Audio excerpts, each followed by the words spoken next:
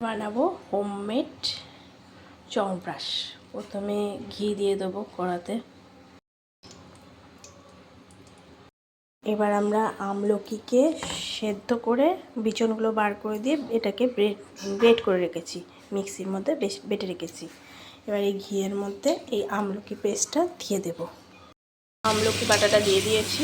এবার এটা কন্টিনিউ নাড়তে হবে, না নাড়লে ধরে যাবে। ভালো করে ঘিয়ের সাথে আমলকিটাকে মাখিয়ে নিতে হবে ভালো করে।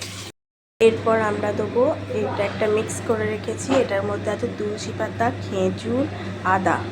এটাকে একটা মিক্স করে রেখেছি। এবার এটার সাথে মিশিয়ে দিয়ে ভালো করে নাড়তে হবে। তুলসী, খেজুর আর আদার পেস্টটা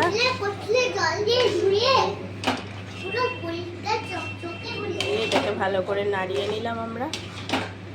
দেখুন কালারটা একটু চেঞ্জ হয়ে গেছে।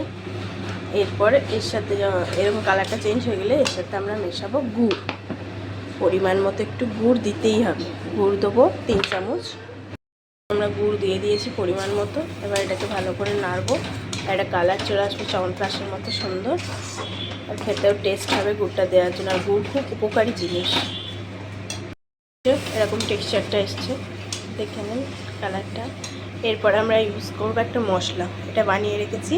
ছোটো এলাচ, বড় এলাচ, দারচিনি, এলাচ, লবঙ্গ, আর স্টার গরম মশলা একটা, আর তেজপাতা, গোলমরিচ, এসব দিয়ে ভেজে একটুখানি ড্রাই করে গুঁড়ো করে নিয়েছি মিক্সিতে। খুব মিহি করে গুঁড়ো করতে হবে।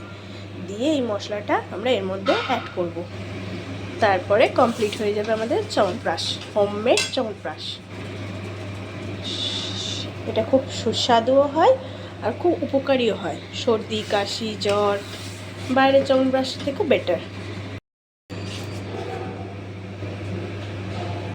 এখন নাড়তে নাড়তে এরকম টেক্সচারটা এসে গেছে, পুরো চ্যবনপ্রাশের মতনই একটা কালার এসছে।